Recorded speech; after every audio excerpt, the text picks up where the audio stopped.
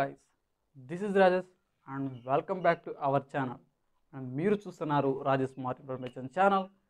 Guys, మన క్లాస్లో మన ఛానల్లో టాపిక్ వచ్చేసి మెన్యూర్స్ క్లాస్ 1లో ఉన్నాం గైస్. ఈ మెన్యూర్స్ అండ్ ఫెర్టిలైజర్స్ క్లాస్ 1లో మీకోసం ఇంపార్టెంట్ బిట్స్ని చేశాను. మీరు ఈ ఇంపార్టెంట్ బిట్స్ని నేర్చుకోవడానికి సిద్ధంగా ఉన్నారని అనుకుంటున్నాను గైస్. ఓకే, అదేవిధంగా చూసుకుంటే మీరు కనుక మన వీడియోస్ని ఫస్ట్ టైం చూస్తుంటే లైక్ చేయండి, షేర్ చేయండి, సబ్స్క్రైబ్ చేసుకోవడం మాత్రం మర్చిపోకండి గైస్. పక్కనే ఆ రెడ్ సింబల్లో సబ్స్క్రైబ్ బటన్ ఉంటుంది, దాన్ని ట్యాప్ చేసి ఆల్ మీద ట్యాప్ చేసినట్టయితే ఓకేనా, మన నోటిఫికేషన్ అనేది అందరికంటే మీకు ముందుగా వచ్చేస్తుంది. ఓకేనా, మీకు సబ్జెక్ట్ అర్థం కావాలని చెప్పి ముందుగా డిస్ప్లే చేస్తున్నాను ఇమేజెస్ కూడా.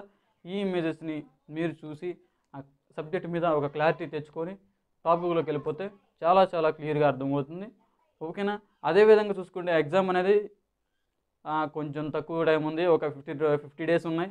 ఈ 50 డేస్లో మనం ఈ క్లాసెస్ అన్నీ కవర్ చేసుకొని model papers, important short cuts కూడా నేర్చేసుకొని ఎగ్జామ్స్ ప్రిపేర్ అవుదాం. ఓకేనా, లేట్ చేయకుండా టాపిక్లోకి వెళ్ళిపోదాం. Let's start now. గైస్, ఇక్కడ చూస్తున్నారు కదా, దీన్ని మనం సాధారణంగా బయోగ్యాస్ ప్లాంట్ అంటాము. ఓకేనా గైస్, దీన్ని బాగా గమనించండి. ఇంకా ఇక్కడ బాగా క్లియర్గా కావాల్సింది చూడండి, దీన్ని బయోగ్యాస్ ప్లాంట్ అంటారు. పైన అటువంటి డ్రమ్ ఉంది కదా, దానిలోంచి హోల్ ఉంటుంది, దాని ద్వారా మనం గ్యాస్ని బయట తీస్తాము. అదేవిధంగా ఇది వచ్చేసరికి గ్యాస్ ప్లేస్మెంట్ పద్ధతి అంటారు. ప్లేస్మెంట్ పద్ధతి అంటే మొక్క దగ్గర ఎరువులు వేయడాన్ని, అలా ఎరువులు ఆదా చేసుకోవచ్చు. ఇంకో ఇలాగనమాట.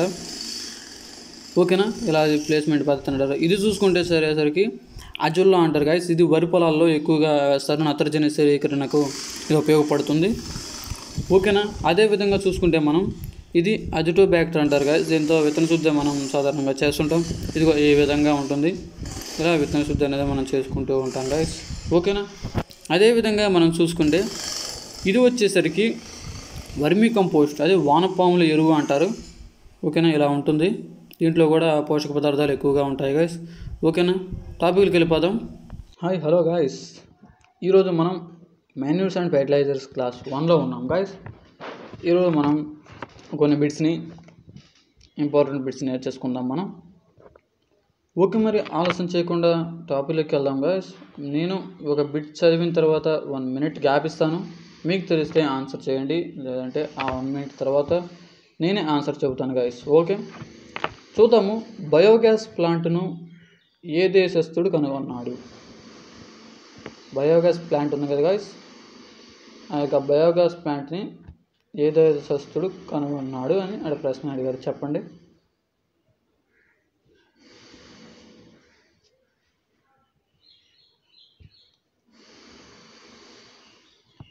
Guys, Germany. ఓకేనా, జర్మనీ దేశానికి చెందిన వ్యక్తి బయోగ్యాస్ ప్లాంట్ని కనుగొన్నారు. అదేవిధంగా చూసుకుంటే మనం డైజెస్టర్లో ఏ పదార్థాలతో నిండి ఉంటుంది? డైజెస్టర్ అనేది ఏ పదార్థాలతో నిండి ఉంటుంది?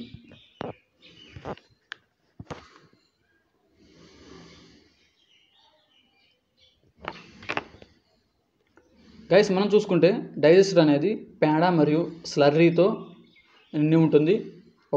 ఒకవైపు ఏమో పేడ ఉంటుంది, ఒకవైపు ఏమో స్లర్రీ ఉంటుంది. స్లర్రీ అంటే ఏం భయపడాల్సిన అవసరం లేదు గాయస్, అర్థం కాలేదని. స్లర్రీ అంటే చివికిన పేడనే. ఓకేనా, స్లర్రీ అంటారు. ఒకవైపు పేడ ఉంటుంది కదా, ఆ యొక్క పేడ అనేది, ఓకేనా, ఆ పేడ అనేది వేరే చోటకు వచ్చేసి కొంచెం వాటర్తో మిక్స్ అయిపోయి అక్కడ గ్యాస్ రిలీజ్ చేస్తుంది. ఓకేనా, బాగా చివికిన పదార్థాన్ని మనం స్లర్రీ అంటాము.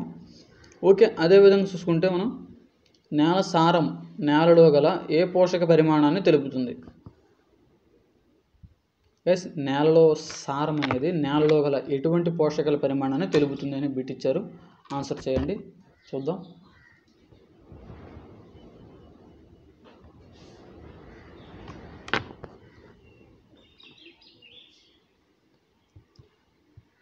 గైస్, చూసుకుంటే మనం స్థూల సూక్ష్మ పోషకాల పరిమాణాన్ని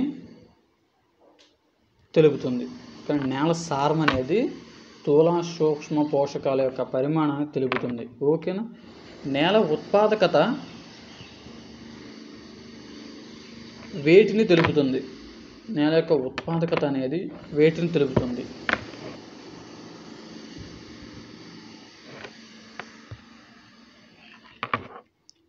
గైస్ మనం చూసుకుంటే పంట దిగుబడిని తెలుపుతుంది గైస్. ఓకే, నేల యొక్క ఉత్పాదకత అనేది ఏం తెలుపుతుంది అంటే పంట యొక్క దిగుబడిని తెలుపుతుంది. నేల ఉదజన సూచిక తగ్గితే నేలలు ఏ విధంగా మారుతాయి? గైస్ మనం చూసుకుంటే నేల ఉదజన సూచిక తగ్గితే ఏ నేలలు ఏర్పడతాయి అనే ప్రశ్న ఆలోచించండి. ఆమ్ల నేలలుగా మారుతాయి గైస్. ఓకే, నేలలు ఉదజన సూచిక పెరిగితే ఏ నేలలు ఏర్పడతాయి?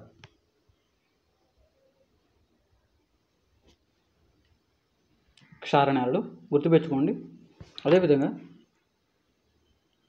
నీటిని మరియు నేలకు వేసిన పోషకాలను నిలుపుకునే శక్తిపై ఆధారపడి ఉంటుంది.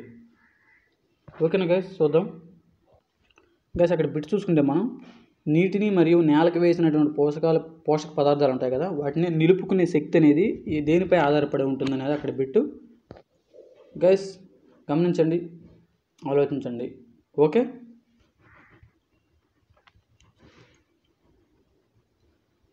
నేల రచనపై ఆధారపడి ఉంటుంది గైస్. ఓకేనా. అదేవిధంగా తేలిక నేలల్లో నత్రజనిని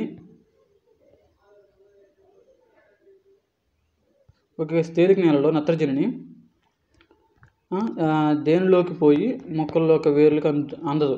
ఓకే, తేలిక నేలలు ఉన్నాయి కదా, ఎగ్జాంపుల్ వచ్చేసరికి ఇసుక నేలలు ఇలాంటివి ఉన్నాయి కదా, ఇలాంటి తేలిక నేలలో నత్రజని అనేది ఎందులోకి పోయి మొక్కల వేర్లకు అనేది అందదు. తేలిక నేలలో అంటే స్పేస్ ఎక్కువగా ఉంటుంది కాబట్టి నత్రజని అనేది వెళ్ళిపోయి మొక్క వేర్లకు అందదు. ఓకేనా. నేల అడుగు భాగంలోకి పోయి అంటే నేల అడుగు పొరల్లోకి పోయి మొక్క యొక్క వేర్లకి అందదు. ఓకేనా. అదేవిధంగా చూసుకుంటే అధిక మోతాదులో బంకమన్ను ఉన్న పోషకాలు విడుదల కాకపోవడానికి కారణం అంటే అధిక మోతాదులో బంకమన్ను ఉందనుకో, అలాంటి బంకమన్ను నేలలో పోషకాలు విడుదల కాకపోవడానికి కారణం ఏంటి అని అడుగుతున్నారు. గైస్ 1 సెకండ్ టైం ఇస్తున్నాను, చెప్పండి.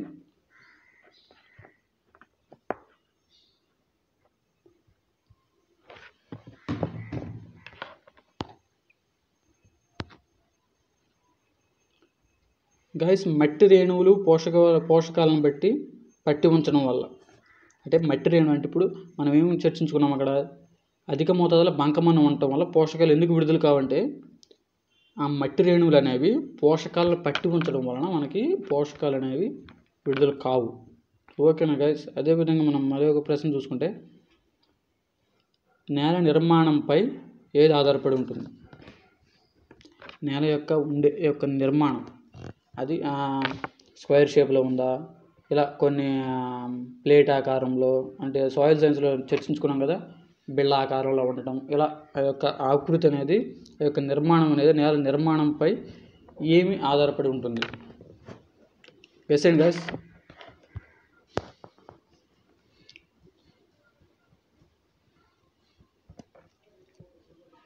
నేల ఉత్పాదకత అనేది ఆధారపడి ఉంటుంది గైస్. ఓకే, నేల నిర్మాణంపై నేల ఉత్పాదకత అనేది ఆధారపడి ఉంటుంది.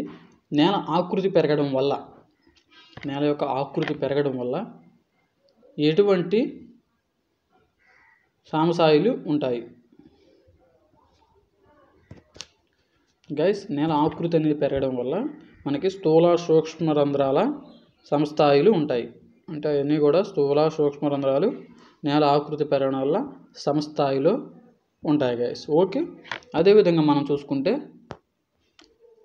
మంచి ఆకృతి గల నేలలలో సూక్ష్మజీవులు పెరుగుదల వల్ల ఏ చర్యలు మెరుగుపడి సేంద్రియ పదార్థం మార్పు చెంది హ్యూమస్గా మారి డాష్ను పెంచును?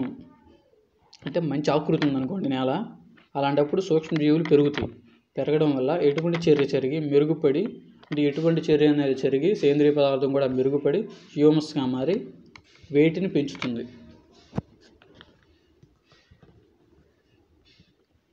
గైస్ మనం చూసుకుంటే మంచి ఆకృతి గల నేలలో సూక్ష్మజీవుల పెరుగుదల వల్ల మనకి భౌతిక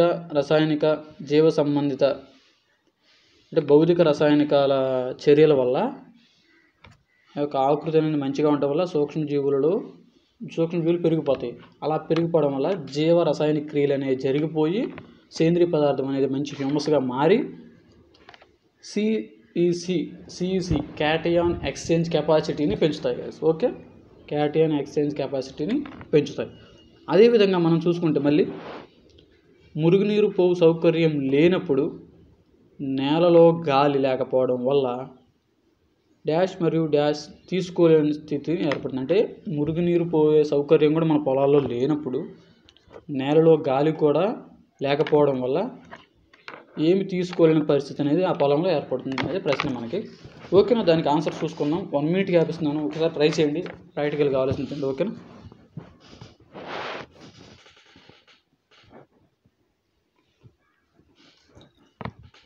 గైస్, మురుగునీరు పోవు సౌకర్యం లేనప్పుడు నేలలో గాలి లేకపోవడం వల్ల ఇమ్మొబిలైజేషను మరియు వేర్లు అనేవి పోషకాలు తీసుకోలేని స్థితి అనేది ఏర్పడుతుంది గైస్.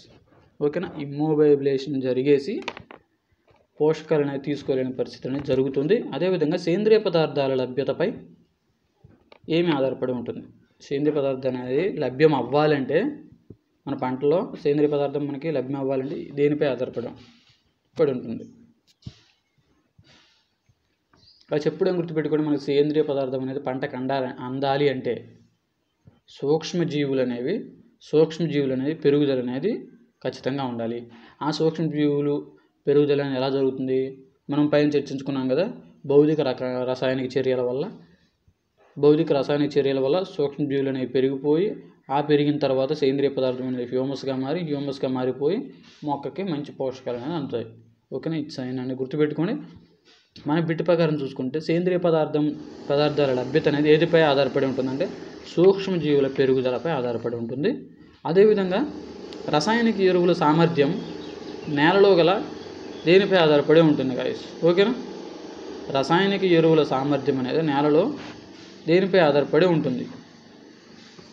మీరు గమనించండి, ఆలోచించండి గాయస్, ఒక నిమిషం.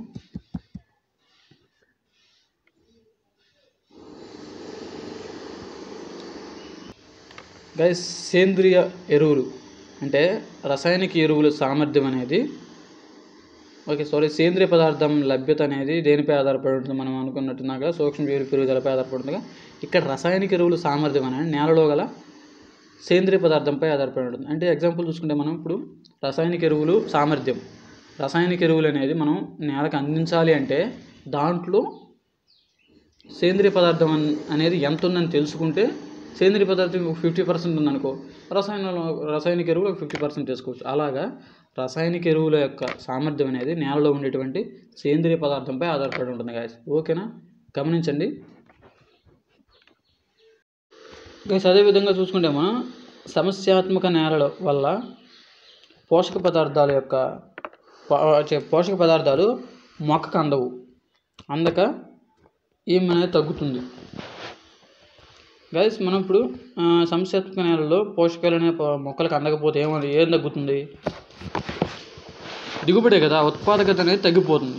ఓకేనా, అదేవిధంగా 3 టన్నుల వరి దిగుబడి వస్తే, 3 టన్నులు కానీ వరి దిగుబడి వస్తే ఎన్ని కిలోల నత్రజని, భాస్వరం, పొటాషియం పంట తీసుకుంటుంది?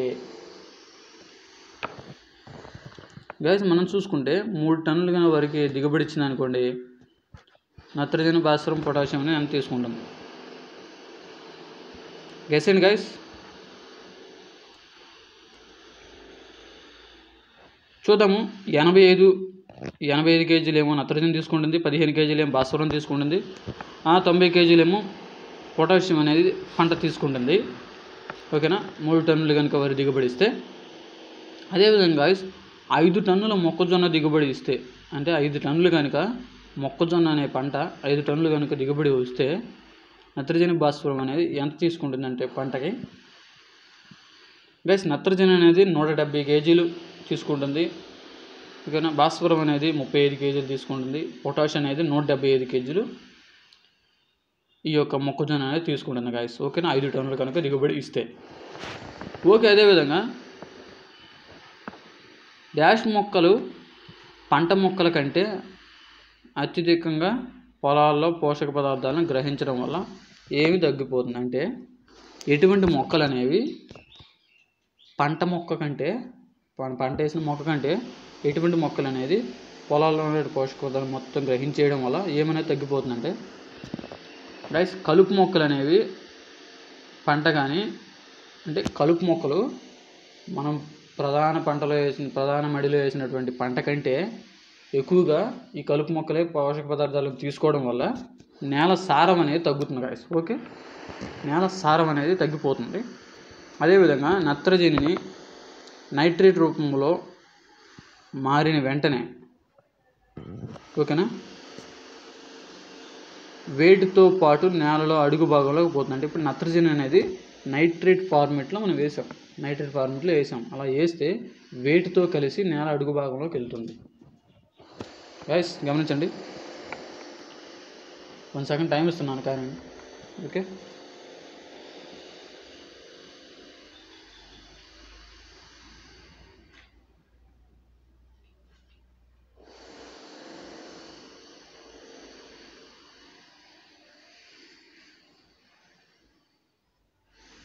గైస్ మనం చూసుకుంటే నీరు గాలి, ఈ నీరు గాలితో కలిసిపోయి ఆ నైట్రేట్ ఫార్మేట్ అనేది నేల అడుగు భాగంలోకి వెళ్తుంది. అదేవిధంగా వాయు రూపంలో పోషకాలను నష్టపోవడానికి కారణం, వాయు రూపంలో కొన్ని పోషకాలు అనేవి నష్టపోతూ ఉంటాయి కదా గాయస్. ఓకే గాయస్, సారీ, పైన నేల కోత డాష్ వల్ల జరుగుతుంది అంటే నీరు గాలి వల్ల గాయస్. ఓకే, 20వ బిట్ చూసుకున్నాం. నేల కోత అనేది దేనివల్ల జరుగుతుందంటే నీరు మరియు గాలి వల్ల నేల కోత అనేది జరుగుతుంది, మనకి ప్రాక్టికల్గా తెలుసు. ఓకే, నత్రజని నైట్రేట్ ఫార్మేట్లో వేసినప్పుడు దేనితో పాటు అడుగు భాగంలోకి వెళ్తుందంటే నీటిలో కలిసిపోయి అడుగు భాగంలోకి వెళ్ళిపోతుంది గైస్. ఓకేనా, అదేవిధంగా వాయు రూపంలో పోషకాలు నష్టపోవడానికి గల కారణం ఏమిటి? మనం పోషకాలు అనేది పంటలో చల్లాము, అవి వాయు రూపంలో నష్టపోవడానికి గల కారణం ఏంటి అంటే గైస్ ఆలోచించండి ఒకసారి.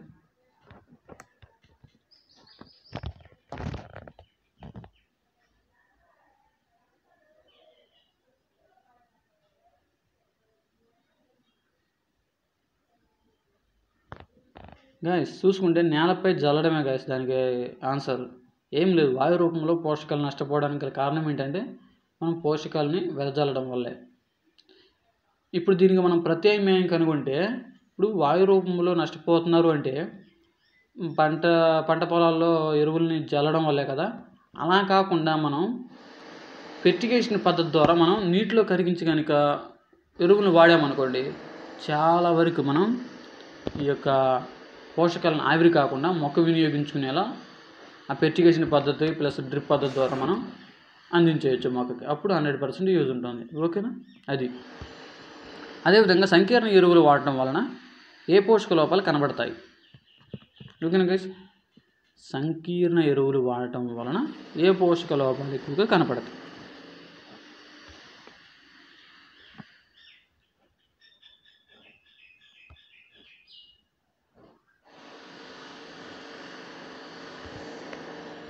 మనం చూసుకుంటే సూక్ష్మ పోషక లోపాలనే ఎక్కువ కనపడతాయి.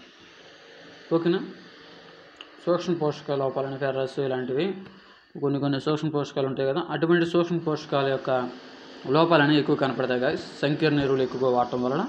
అదేవిధంగా సూక్ష్మ పోషకాల లోపానికి రైతులు చేస్తున్న మొదటి తప్పు గైస్ ఇప్పుడు మనం చూసుకుంటే, అదేవిధంగా సూక్ష్మ పోషకాలు ఉన్నాయి కదా, ఈ ఫెర్రస్, జింకు ఇలాంటివి ఉన్నాయి కదా, మ్యాంగనీసు, మెగ్నీషియం, ఇలా సూక్ష్మ పోషకాలు అంటే సూక్ష్మ పోషకాల లోపాలకి రైతులు చేస్తున్నట్టు సూక్ష్మ పోషకాలు అనేవి పంటలో వచ్చిందనుకో ఆ లోప లక్షణం అనేది, అలాంటప్పుడు ఎక్కువగా రైతులు చేస్తున్న తప్పు ఏంటి అంటే, ఇప్పుడు సూక్ష్మ పోషక లోపాలు వస్తే రైతులు చేస్తున్న మొదటి తప్పు అన్నారు కదా. మొదటి తప్పు ఏంటంటే, ఇప్పుడు సూక్ష్మ పోషక లోపాలు వస్తే ఏం మనం వాడాలి? సూక్ష్మ పోషకాలనే వాడాలి కదా. అలా వాడకుండా రైతులు ఏం చేస్తారంటే నత్రజని, భాస్వరం, పొటాషియం ఈ ఎరువులు వాడతారు, సూక్ష్మ పోషకాలపైన అంతగా శ్రద్ధ చూపించరు అన్నమాట. ఓకేనా, అది వాళ్ళు చేస్తున్న తప్పు. పంట మార్పిడి చేయకపోవడం వల్ల పోషకాలు ఏ విధంగా నష్టపోతాయి అంటే, క్రాప్ రొటేషన్ అనేది పంట మార్పిడి అనేది చేయకపోవడం వల్ల, ఇప్పుడు మనం ఏదన్నా పంట వేసినప్పుడు ఎప్పుడైనా సరే పంట మార్పిడి అనేది పప్పు ధాన్యపు పంటతోటి ఎక్కువగా పంట మార్పిడి చేసి చాలా ఉపయోగం గాయస్. ఓకేనా, ఎందుకంటే వేరుబుడిపలో నత్రజని సేకరించే ఇవి ఉంటాయి కాబట్టి ఆ పంట వేసినప్పుడు మనం పప్పుజన్య పంటలు వేసినప్పుడు ఆ యొక్క నత్రజనిని సేకరించి మనకి ఉంటాయి. రైజోబియం బ్యాక్టీరియా కూడా మనకి అందుబాటులో ఉంటుంది ఎక్కువగా. ఓకేనా. పంట మార్పిడి చేయడం వలన అంటే పంట మార్పిడి చేయకపోవడం వలన పోషకాలు ఏ విధంగా నష్టపోతాయి అనేది మనకు అక్కడ ప్రశ్న ఇచ్చారు. ప్లస్ ఆలోచించండి, పంట మార్పిడి చేయలేదు మనం, అలా చేయకపోవడం వల్ల ఏ విధంగా నష్టపోతాయి.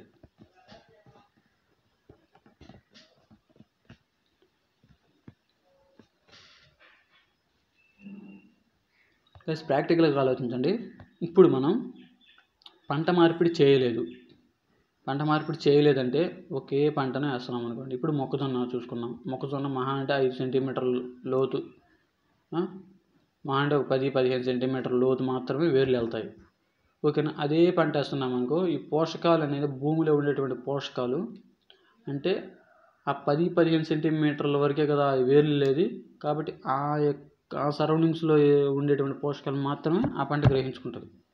ఓకేనా. అదే వేరే పంట మార్పిడి చేసామనుకో, పప్పు ధాన్య పంట అనుకో, వేర్లు అనేవి ఎక్కువ లోతులు వెళ్తాయి, ఆ లోపల ఉన్న పోషకాలను కూడా పైకి లాక్కుంటాయి. ఓకేనా. అక్కడ పంట మార్పిడి చేయకపోవడం వల్ల పోషకం ఏ విధంగా నష్టపోతుందంటే ఇలాగే పంట యొక్క వేర్లు ఒకే లోతులో ఉండేసి పోషకాలను తీసుకోవడం వల్ల ఒకే లోతులో వేర్లు అనేవి ఉండేసి ఆ సరౌండింగ్స్లో ఉన్నటువంటి పోషకాలు మాత్రం గ్రహించడం. ఓకే. అదేవిధంగా పంట మార్పిడి చేయడం వలన ఏ సమస్య తగ్గుతుంది?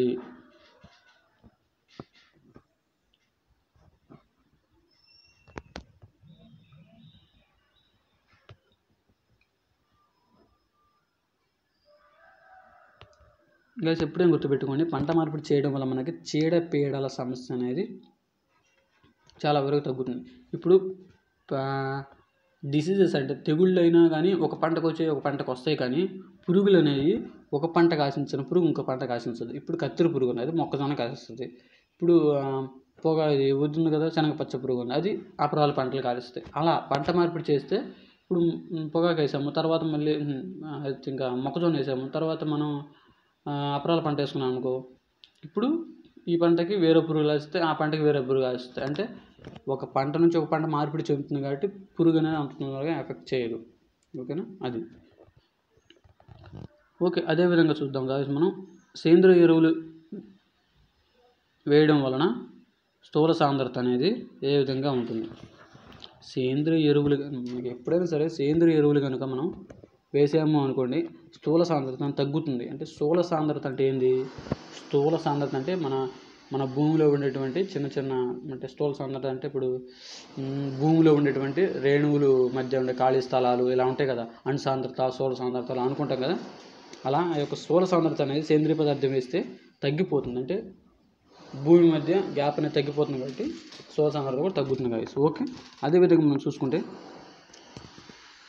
సూక్ష్మజీవులు ఏ చర్యకు మూలం? సూక్ష్మజీవులు మనం చెప్పుకున్నాం చూసారు కదా, భౌతిక రసాయనిక చర్యలు జరగడం వల్ల ఈ సూక్ష్మజీవులు అనేది వృద్ధి చెందుతాయి. ఈ సూక్ష్మజీవులు వృద్ధి చెందడం వల్ల ఇవి వచ్చి మనకి సేంద్రియ పదార్థంలో కలవడం వల్ల ఈ యొక్క సేంద్రియ పదార్థం అనేది హ్యూమస్గా మారి, హ్యూమస్లో బాగా హ్యూమస్ అని మనం ఏంటంటే బాగా చివికిన సేంద్రియ పదార్థాన్ని హ్యూమస్ అంటాం. ఆ యొక్క హ్యూమస్ అనేది మొక్కల వేర్లకి పట్టేసి ఆ యొక్క పోషకాలు అనేవి సక్రమంగా అందుతాయి. ఓకేనా.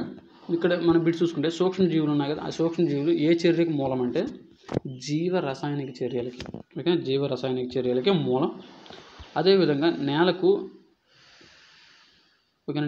ఏం వేయడం వలన బఫరింగ్ కెపాసిటీ పెరుగుతుంది?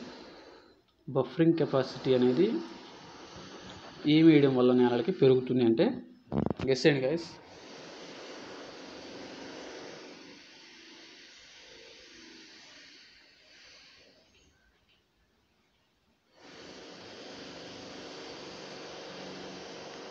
గైస్ మనం చూద్దాము స్థూల సేంద్రియ ఎరువులు. ఓకేనా. అంటే నేలకు స్థూల సేంద్రియ ఎరువులు వేయడం వలన బఫరింగ్ కెపాసిటీ అనేది పెరుగుతుంది. ఓకేనా. అదేవిధంగా పశువుల ఎరువులు నిల్వ చేయడం వలన, అంటే పశువుల ఎరువులు ఉంటున్నాయి కదా, పేడ సంథింగ్ ఇలా కోళ్ళ ఎరువులు కానీ ఇలా ఈ ఎరువులు అనేది నిల్వ చేయడం వలన అంటే నిల్వ చేయవలసిన ప్రాంతం అనేది ఏ విధంగా ఉండాలి? పశువుల ఎరువు కానీ, అదేవిధంగా వచ్చేసరికి సంథింగ్ కోళ్ళ ఎరువు, ఇలాగా ఎరువులు అనేది నిల్వ చేయాలి మనం. అలాంటి నిల్వ చేసే ప్రాంతం అనేది ఏ విధంగా ఉండాలి? గెస్ చేయండి గైస్. చాలా చాలా సింపుల్ ప్రశ్న ఇది.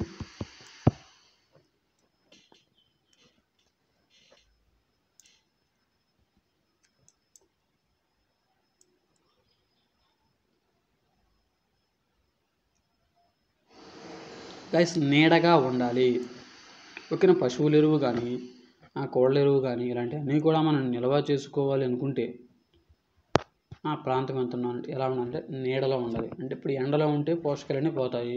అదేవిధంగా తేమ పరిస్థితుల్లో ఉన్నా కానీ పోతాయి. అందుకే ప్రశాంతమైన గాలి తోలేటువంటి చక్కని నీడ ప్రాంతంలో నిల్వ ఉంచుకోవడం మంచిది అని అర్థం. ఓకేనా? కుప్పగా వేసిన పశువు వ్యర్థాలు కుళ్ళి ఏ సమయానికి ఎరువుగా మారుతాయి? గైస్ మనం ఇప్పుడు ఎండాకాలంలో ఏంటంటే మనం ఆ యొక్క ఎరువు మొత్తాన్ని సేకరించేసి ఒక కుప్పగా తయారు చేస్తాం కదా. ఆ కుప్పగా తయారు చేసిన తర్వాత ఓకేనా, కుప్పగా వేసిన పశువుల వ్యర్థాలు కుళ్ళిపోయి బాగా కుళ్ళుతాయి. ఆ కుప్ప వేసిన తర్వాత లోపల బాగా కుళ్ళిపోయి ఏ సమయంలో మనకి ఎరువుగా ఉపయోగపడతాయని అడుగుతున్నారు. ఓకేనా? గెస్ చేయండి.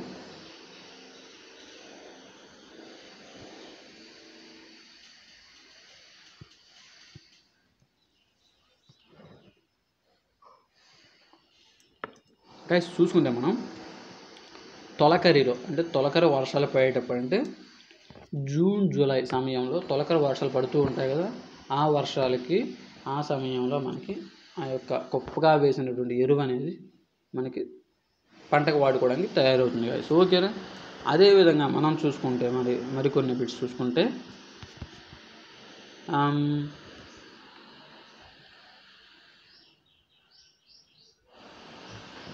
అంటే డాష్ అనేవి నేలలోకి ఇంకకుండా పెంట పోగుకు చేరిన ఎరువు పోషకాల విలువ పెరుగుతుంది. అంటే ఏ నేలలో ఓకే 1 minute గాయస్ చూద్దాము. ఓకే గాయస్, అదేంటంటే బిట్ ఏంటంటే పోషక విలువలు అనేది ఎటువంటి పెంట పోగులో ఎక్కువగా ఉంటాయంటే మలమూత్రాదులు, అంటే పశువులు మలం మూత్రం విసర్జిస్తుంటాయి కదా, అలా మలము మూత్రము ఉన్నటువంటి నేలల్లో ఈ ఎరువులు అనేది అక్కడ నిల్వ చేసినట్టయితే ఇక పోషకాలు అనేవి అధికంగా లభిస్తాయి గైస్. అదేవిధంగా చూసుకున్నాం మనం గ్రామ ప్రాంతాల్లో సాధారణంగా పశువుల ఎరువులు తయారీ చేయు పద్ధతి. అంటే మన గ్రామాల్లో ఎక్కువగా పశువుల ఎరువులు తయారు చేస్తూ ఉంటారు కదా, వాళ్ళు సొంతగా తయారు చేసుకుంటూ ఉంటారు. ఓకేనా? ఆ యొక్క పద్ధతిని ఏమంటారు?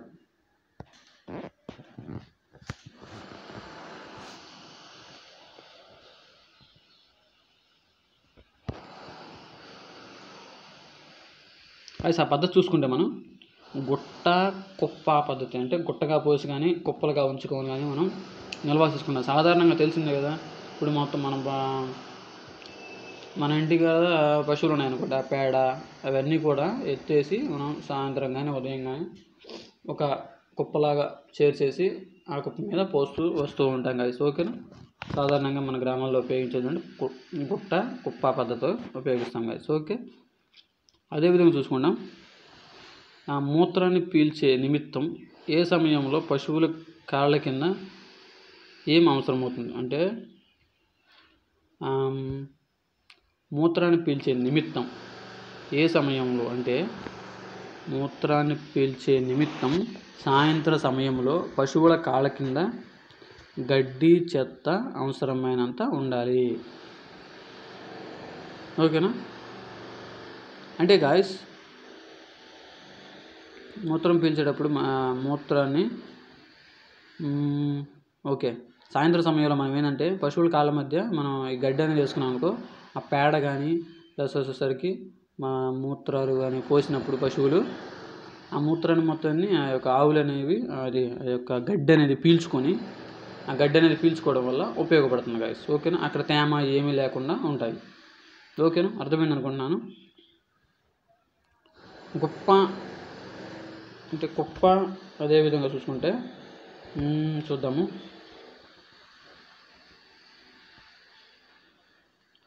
కుప్ప చుట్టూ చిన్న గట్లు ఏర్పరచడం వలన, అంటే కుప్ప ఉంది కదా, ఇప్పుడు ఆ కుప్ప చుట్టూ కూడా మనం ఆ కుప్ప చుట్టూ చిన్న గుట్టలు ఏర్పరచడం వలన ఏమనేది కొట్టుకొని పోకుండా చేయవచ్చు. అంటే ఇప్పుడు మనం కుప్ప చేసాము, మన గ్రామాల్లో కుప్పలు చేసాము. ఆ కుప్ప చుట్టూ మనం చిన్న గుట్ట అని కానీ మనం వేసుకుంటే మనం ఏమనేది నష్టపోకుండా ఉంటామంటే మనం సేంద్రియ పదార్థాన్ని మనం మిస్ అవ్వకుండా చూసుకోవచ్చు గాయస్. ఓకేనా? అది మన వర్షం పడినా కానీ అక్కడే ఉంటుంది కనుక చిన్న బాక్స్ లాగా మనం కట్టుకొని దాంట్లో కనుక మనం గుట్టలు కనుక వేసుకుంటే మంచిది. ఆ సేంద్రియ పదార్థాన్ని మిస్ కాకుండా చూసుకోవచ్చు. అదేవిధంగా చూసుకుందాం మనం. ఓకే, అదేవిధంగా చూసుకుంటే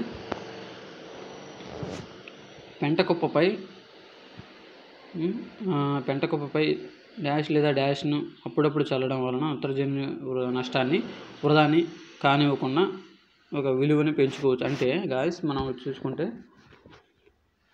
పెంటకుప్పపై ఏమిటి వేయడం వల్ల, ఓకేనా, అప్పుడప్పుడు అవి చల్లడం వల్ల నత్రజని నష్టాన్ని, ఓకేనా, వృధా కాదు, ఏ విలువ అనేది పెరుగుతుంది.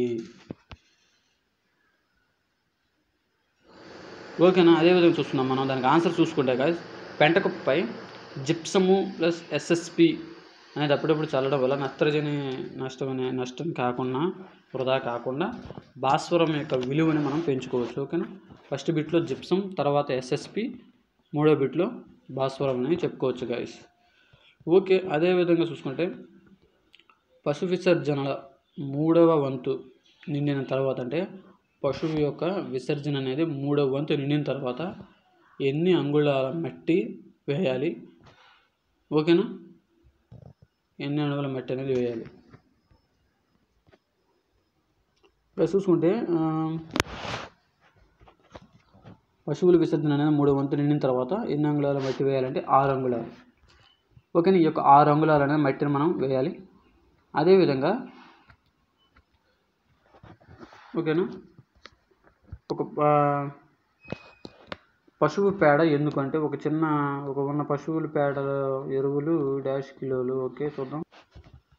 ఇలా చూసుకుంటే 1 టన్ను పశువుల పేడ ఎరువుకు ఎన్ని కిలోలు ఏది కలపడం వల్ల నత్రజని నష్టాన్ని తగ్గించవచ్చు అంటే మనం చూసుకుంటే గైస్, ఓకే, అంటే 1 టన్ను పశువుల పేడ తీసుకున్నాం. 1 టన్ను తీసుకున్నాం. ఓకేనా? 1 టన్ను తీసుకుంటే దానికి 25 కేజీలు ఎస్ఎస్పి అనేది కలిపినట్లయితే నత్రజని నష్టాన్ని ఆపవచ్చు గాయస్. ఓకేనా? అది పశువుల పేడ. ఓకే, 1 టన్ను పశువుల ఎరువుకు ఓకేనా 25 కేజీలు ఎస్ఎస్పి ఇవ్వటం వల్ల మనం నత్రజని నష్టాన్ని తగ్గించుకోవచ్చు. అదేవిధంగా మనం చూసుకుంటే మూతవేయు గుంత పద్ధతిలో సింగిల్ సూపర్ ఫాస్ఫేట్ అనేది డాష్ నుండి డాష్ సార్లు వేసి మంచి ఎరువుగా తయారు చేసుకోవచ్చు. అంటే మూతవేయు గుంట పద్ధతి ఉంటుంది కదా, అంటే దాంట్లో వేసేసి ఎరువులు కానీ ఇవన్నీ కానీ సేంద్రియ ఎరువులు ఇవన్నీ కూడా పశువుల పేడ ఇవన్నీ వేసేసేసి ఒక మూత కప్పేస్తారు. అలా మూతవేయు గుంత పద్ధతిలో సింగిల్ సూపర్ ఫాస్ఫేట్ అనేది ఎన్నిసార్లు వేస్తే ఎరువుగా తయారవుతుంది?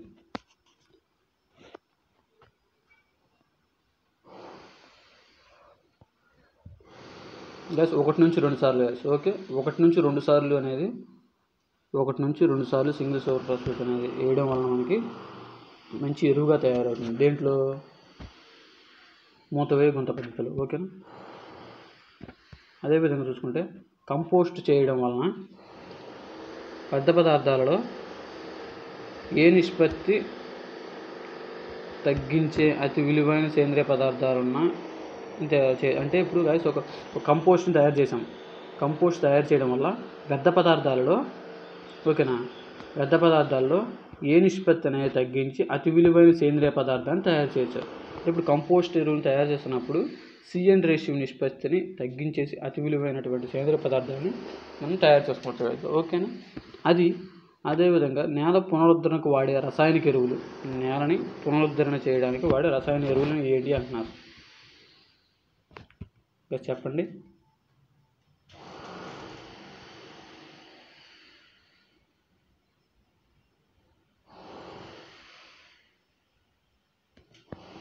గైస్ చూసుకుంటే మనం జిప్సం ప్లస్ సున్నం, ఓకే, జిప్సము మరియు సున్నము ఈ రెండు అనేది నేల యొక్క పునరుద్ధరణకు వాడతారు. ఓకే, నేల ఆరోగ్యం రక్షణ కొరకు కేవలం రసాయనిక ఎరువులే కాక సేంద్రియ ఎరువులైనటువంటి ఏమి వాడాలి?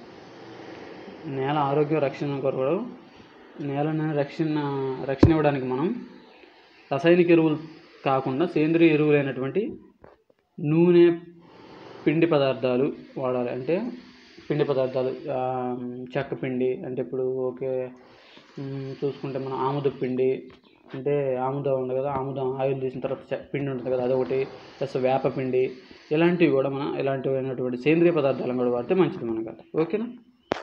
అదేవిధంగా యాంత్రిక మిశ్రమంలో ఫిల్టర్ పదార్థాలు, యాంత్రిక మిశ్రమం ఉంటుంది కదా, దాంట్లో ఫిల్టర్ పదార్థాలు ఏంటి?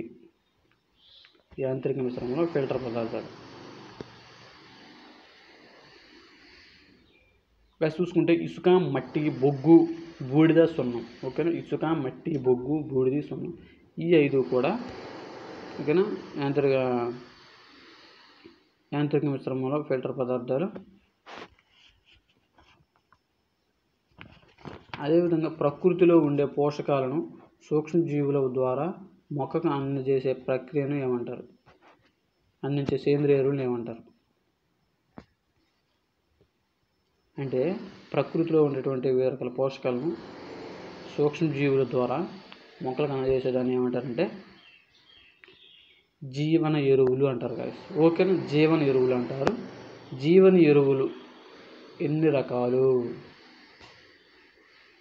2 రకాలు. జీవన ఎరువులు అనేటివి 2 రకాలు గాయస్.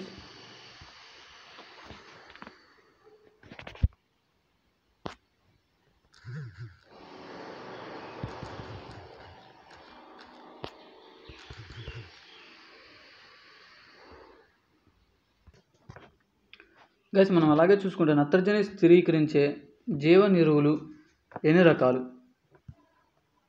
ఓకేనా గైస్, నత్రజనిని స్థిరీకరించేటువంటి జీవన ఎరువులు అనేవి ఎన్ని రకాలని అడుగుతున్నారు గైస్. గమనించండి, కానీ ఆలోచించండి ఒకసారి.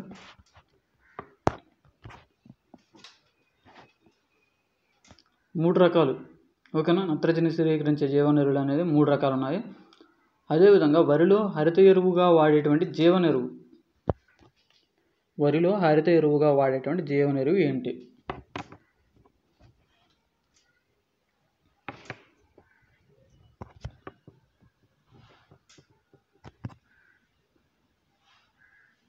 ఏమిటంటే అజొల్లా. ఓకేనా? ఈ యొక్క అజొల్లాని మనం వరిలో హరిత ఎరువుగా వాడతాము.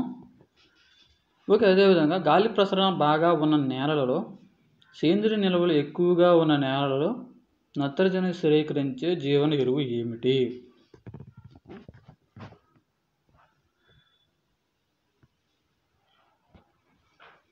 గైస్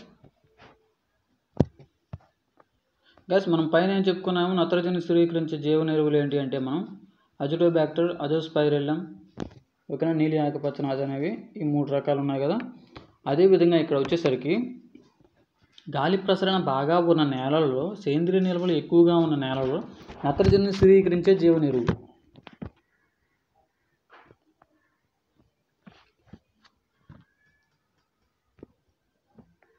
గైస్ మనం చూసుకుంటే అజిటోబ్యాక్టర్ అని చెప్పుకోవచ్చు. ఓకేనా? అజిటోబ్యాక్టర్. అదేవిధంగా వరి, చెరుకు, అరటి, ప్రత్తి, మిరప, కొబ్బరి పంటలకు ఉపయోగపడే జీవన ఎరువు ఏమిటి? ఓకేనా? వరి, చెరుకు, అరటి, ప్రత్తి, మిరప, కొబ్బరి ఇటువంటి పంటలకి ఉపయోగపడే జీవన ఎరువు ఏమిటి?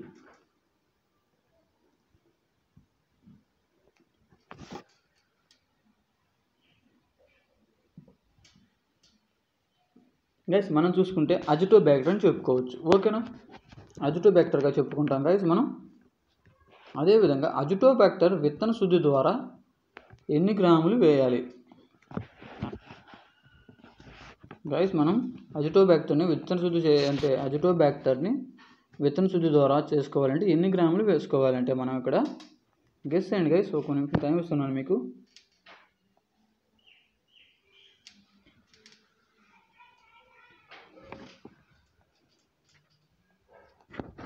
గైస్ చూసుకుంటే 20 గ్రామ్స్, ఓకేనా? 20 గ్రాములు అనేది మనం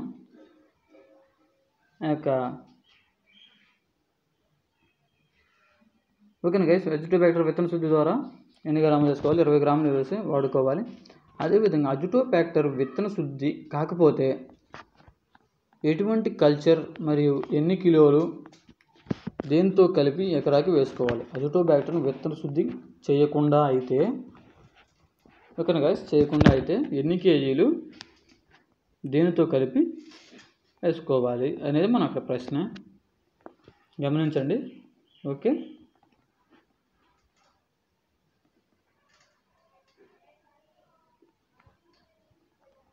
గైస్ మనం చూసుకుంటే 1 నుంచి 2 కేజీలు, ఓకేనా, అజిటోబ్యాక్టర్ని విత్తన శుద్ధి ద్వారా కాకుండా అయితే మనం 1 నుంచి 2 కేజీలు కల్చర్ని పట్టించేసి 20 కేజీల పశువుల ఎరువుతో కలిపేసి ఎకరాకి వేసుకుంటే మనకి అజిటోబ్యాక్టర్ ద్వారా మనకి నత్రజని స్థిరీకరణ బాగా ఉపయోగపడుతుంది గైస్, ఓకేనా. అదేవిధంగా మనం ఇంకో బిట్ చూసుకుంటే నీలి ఆకుపచ్చ నాచు మడి నుండి తీసిన అదే మడిలో నీరు పెట్టి డాష్ గుళికలను వేసి ప్రతి 20 రోజులకు నాచును తయారు చేసుకోవచ్చు. ఓకే గైస్, ఇప్పుడు నీలి ఆకుపచ్చ నాచును మనం తయారు చేసుకోవాలంటే ఒక మడిలో మనం నీరు పెట్టేసి నీలి ఆకుపచ్చ నాచును పెంచినట్లయితే అది పెరిగిద్ది. అలా పెరిగిన తర్వాత ఆ యొక్క నీలి ఆకుపచ్చ నాచును మొత్తాన్ని తీసేసి మళ్ళీ రీప్లేస్ చేయాలంటే అదే ప్లేస్లో ఎంత అంటే ఓకే గుళికలని, ఎటువంటి గుళికలని మనం వేసుకోవాలి ఆ యొక్క ప్రదేశంలో, ఆ యొక్క మడిలో అంటే గాయస్ గమనించండి. కార్బోఫ్యూరాన్ గుళికలను 250 గ్రామ్స్ వేయాలి గాయస్, ఓకేనా. కార్బోఫ్యూరాన్ గుళికలను 250 గ్రామ్స్ మనం వేసినట్లయితే 20 రోజులలో నాచును మనం తయారు చేసుకోవచ్చు, ఓకేనా. 20 రోజుల్లో తయారు చేసుకోవచ్చు. అదేవిధంగా జీవన ఎరువుల తయారీలో క్యారియర్ మెటీరియల్గా దేనిని వాడతారు? గాయస్ 1 మినిట్ టైం ఇస్తుందని చెప్పండి. జీవన ఎరువులు తయారు చేయడానికి క్యారియర్ మ్యాటర్గా వాడేటువంటి పదార్థాలు ఏమిటి?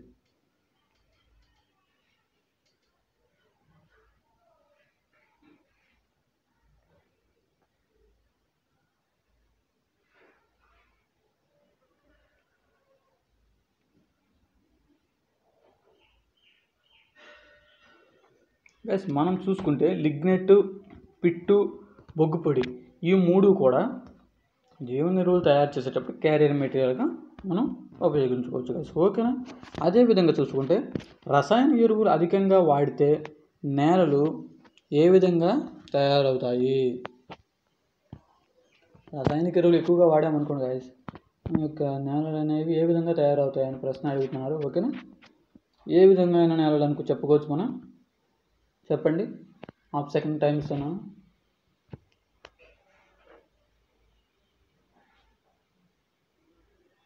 గైస్ చూసుకుంటే సమస్యాత్మక నేలలు సమస్యాత్మక నేలలుగా అవుతాయి గైస్ రసాయనిక ఎరువులు ఎక్కువ వాడితే, ఓకేనా. అదేవిధంగా సేంద్రియ ఎరువులు ఎక్కువగా వాడటం వల్ల నేలలు ఏ విధంగా తయారవుతాయి? దానికి ఆపోజిట్గా అంటే నేల సారవంతంగా తయారవుతుంది, ఓకేనా. నీరు ఇంకే గుణం, నీటిని నిల్వరించే గుణం అధికంగా గల ఎరువు అంటే నీరు అనేది ఇంకే గుణము ఉంటుంది, నీరుని నిల్వ ఉంచుకునే గుణం కూడా ఒక ఎరువుకు అనేది బాగా ఉంటుంది. ఆ ఎరువు ఏంటి?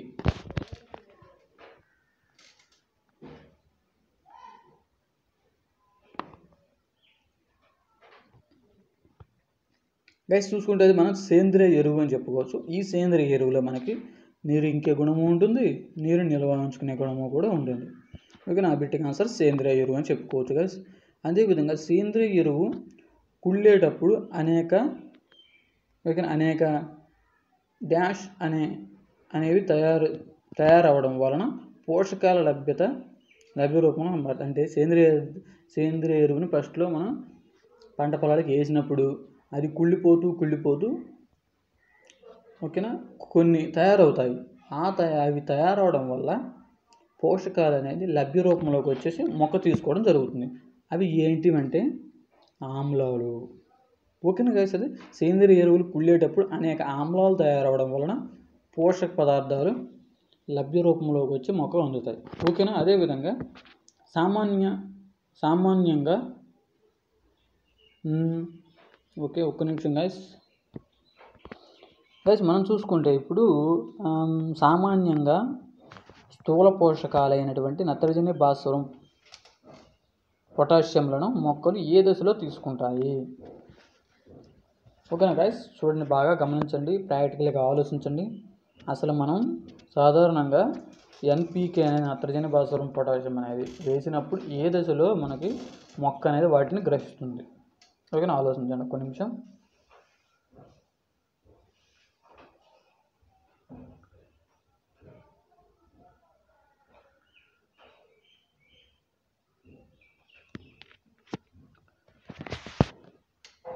గైస్ చూసుకుంటే మనం మొక్క ఎదిగే దశలో ఆ యొక్క నత్రజని, భాస్వరం అనేది తీసుకుంటాయి గైస్. ఓకేనా, మొక్క ఎదిగే దశలో. అదేవిధంగా చూసుకుంటే మనం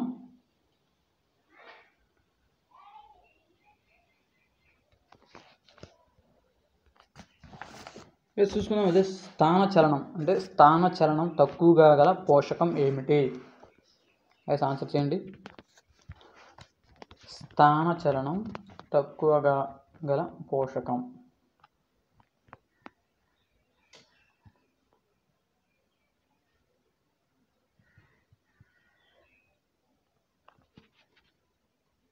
భాస్వరం. ఓకేనా, స్థాన చలనం తక్కువగా ఉన్న పోషకం ఏంటంటే భాస్వరం, అది చెప్పుకోవచ్చు. అదేవిధంగా చూసుకుంటే మనం నత్రజని అవసరం మొక్కలకు ఏ దశలో ఎక్కువ? పైన చెప్పుకున్నాం కదా. అలాగే సామాన్యంగా నత్రజని, భాస్వరం పోషకాలను మొక్కలు ఏ దశలో తీసుకుంటాయి? ఎదుగుదల దశలో కదా, అంటే మొక్క పెరిగే దశలో కదా. అదేవిధంగా ఇక్కడ నత్రజని అవసరం మొక్కకి ఎప్పుడు ఏ దశలో అవసరం? చూసుకుంటే ఎదుగుదల దశలో. అసలు మనం నత్రజని అంటే యూరియా అనేది మనం వేస్తేనే మొక్క అనేది అమాంతం పెరుగుతుంది కదా. ఓకేనా, హైట్ పెరగాలన్నా, వెజిటేటివ్ బాక్స్ రావాలన్నా ఇలాంటివన్నీ కూడా మనం యూరియా వేస్తే బాగా పెరుగుతుంటుంది. అదేవిధంగా నత్రజని సులభంగా నీటిలో కరిగి, ఓకేనా, నత్రజని అనేది నీటిలో కరిగి అంటే ఏ విధంగా నష్టపోతుంది అంటే నత్రజని అనేది నీటిలో కరగడం వలన నష్టపోతుంది. కనుక తేలిక నేలలో ఏ విధంగా వేసి నష్టాన్ని తగ్గించవచ్చు? అంటే నత్రజని అనేది సులభంగా నీటిలో కరిగి ఏ పద్ధతిలో నష్టపోతుంది? కనుక తేలిక నేలల్లో డాష్గా వేసినట్లయితే నష్టాన్ని తగ్గించవచ్చు. ఓకేనా గైస్, చూసుకుంటే మనం నత్రజని సులభంగా నీటిలో కరిగి, ఓకేనా, లీచింగ్ పద్ధతిలో నష్టపోతుంది. నీటిలో సులభంగా కరిగిపోయేసి లీచింగ్ అంటే మనం ఏం చెప్పుకున్నాం గైస్? ఇంకిపోవడం. ఓకేనా, అలా వాటర్లో కలిసిపోయి ఇంకిపోద్ది భూమిలోకి. అలా లీచింగ్ ద్వారా నష్టపోవడం. కనుక తేలిక నేలల్లో దఫదఫాలుగా వేసి నష్టాన్ని తగ్గించుకోవచ్చు. ఓకేనా, తేలిక నేలలో దఫదఫాలుగా వేసుకుంటే అంటే ఒక కట్ట యూరియా తీసుకొచ్చి 2-3 సార్లుగా, అంటే 1 వీక్ గ్యాప్ ఇచ్చి కానీ, అంటే 4 to 3 days గ్యాప్ ఇచ్చి కానీ మనం చేసుకోవచ్చు గైస్. ఓకేనా, అదేవిధంగా మనం నెక్స్ట్ బిట్ చూసుకుంటే గైస్, తేలిక నేలలో పొటాష్ ఏ విధంగా వేయాలి? తేలిక నేలలో పొటాష్ని ఏ విధంగా వేయాలి? 2 దఫాలుగా వేయాలి గైస్. ఓకే, తేలిక నేలలో పొటాష్ అనేది 2 దఫాలుగా వేయాలి. పంట నాణ్యత దేనిపైన ఆధారపడి ఉంటుంది గైస్? పంట యొక్క నాణ్యత అనేది దేని మీద ఆధారపడి? గైస్. ఓకే, ఇది చాలా చాలా ఇంపార్టెంట్ గైస్, గుర్తుపెట్టుకొని పంట అనేది నాణ్యతంగా ఉండాలి. ఇప్పుడు మనం చూడడానికి పంట మొత్తం బాగా ప్యూర్గా నాణ్యతంగా ఉండేలా కనపడాలంటే దేనిపైన ఆధారపడుతుంది అంటే ఏ పోషకం పైన ఆధారపడి ఉంటుంది, గమనించండి గైస్. ఓకే,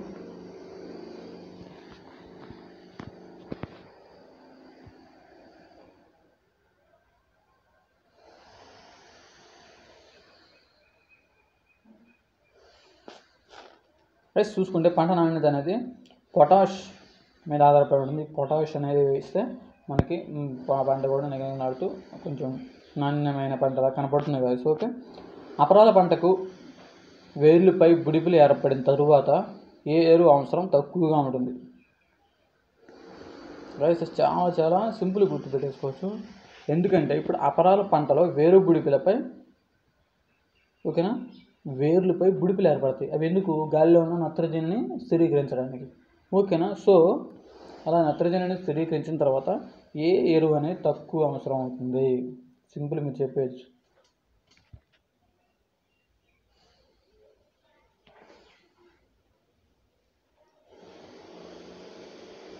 నత్రజని అనేది తక్కువగా అవసరం అవుతుంది. ఎందుకంటే వేరు బుడిపుల్లో ఉన్నటువంటి రైజోబియం బ్యాక్టీరియాస్ ఏంటంటే గాలిలో ఉన్న నత్రజనిని స్థిరీకరిస్తాయి ఆల్రెడీ. ఇంకా అలాంటి చోట మన నత్రజని వేయడం అవసరమా? చాలా తక్కువగా నత్రజని అనేది వేసుకోవచ్చు, నైట్రోజన్. ఓకే, అదేవిధంగా వెదజల్లే పద్ధతికి అనువైన ఎరువులు అంటే గైస్, వెదజల్లే పద్ధతికి అనువైన ఎరువు, వెదజల్లే పద్ధతికి అనువైన ఎరువు అంటే మనం యాక్చువల్గా యూరియా అని కూడా చెప్పుకోవచ్చు. ఇంకోటి కూడా ఉంది, ఏంటది? యూరియానే కాకుండా ఇంకోటి ఉంది. యూరియా ఏంటంటే మనం వెదజల్లుకోవచ్చు, లేదంటే ఫెర్టిగేషన్ పద్ధతిలో వాటర్లో అయినా కలిపేసి పంపించవచ్చు. కానీ ఒక ఎరువు మాత్రం ఖచ్చితంగా వెదజల్లాలి. ఏంటది?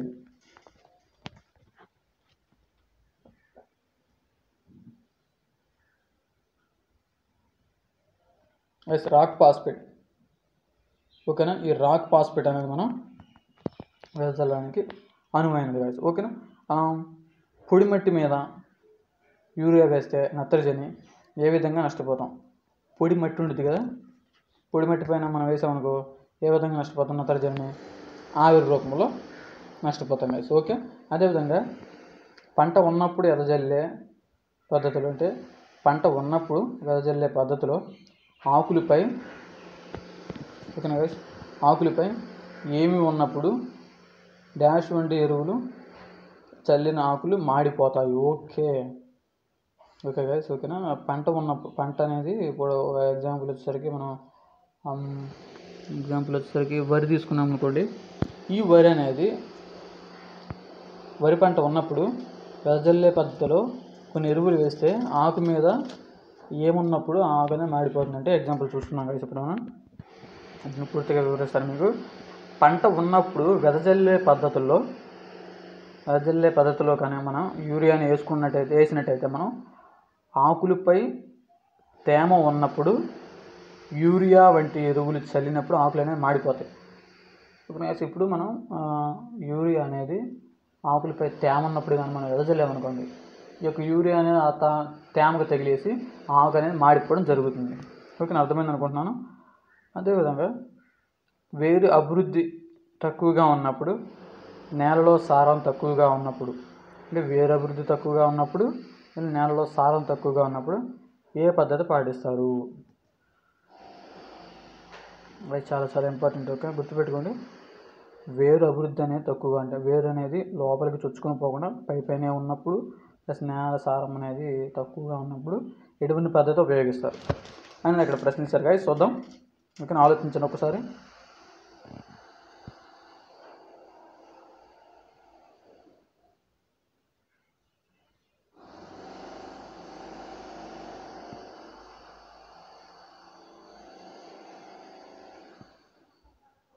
గైస్ చూసుకుంటే ప్లేస్మెంట్ పద్ధతి అని చెప్పొచ్చు. ఓకే, వేరు అభివృద్ధి తక్కువగా ఉన్నప్పుడు మరియు నేలలో సారం తక్కువగా ఉన్నప్పుడు వాడే పద్ధతి ఏంటంటే మనం ప్లేస్మెంట్ పద్ధతి అని చెప్పుకోవచ్చు. ఓకేనా. ప్లేస్మెంట్ పద్ధతి అంటే తెలుసు కదా, ఎరువులు మొక్క దగ్గర వేయడం. అదేవిధంగా వేయాల్సిన ఎరువు తక్కువగా ఉన్నప్పుడు ఏ పద్ధతి పాటించాలి? మనకాడ ఇప్పుడు ఎగ్జాంపుల్ వచ్చేసరికి యూరియా అనేది ఒక పంటకి 75 కేజీలో ఎంతో వేయాలి, 75 కేజీలు వేయాలనుకో, మన దగ్గర 25 కేజీలే ఉంది. ఆ 25 కేజీలని మొత్తానికి సరిపెట్టాలి. ఓకేనా? అలాగే వేయాల్సిన ఎరువు అనేది తక్కువగా ఉన్నప్పుడు ఏ విధంగా పాటిస్తారు. ఎస్ ఏంటి గైస్?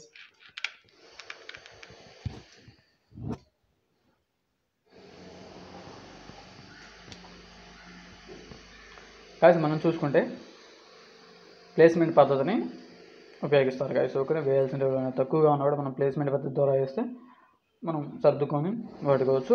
అదేవిధంగా ఎరువు అవశేషాలు ఫలితం ఎక్కువగా గల పద్ధతి,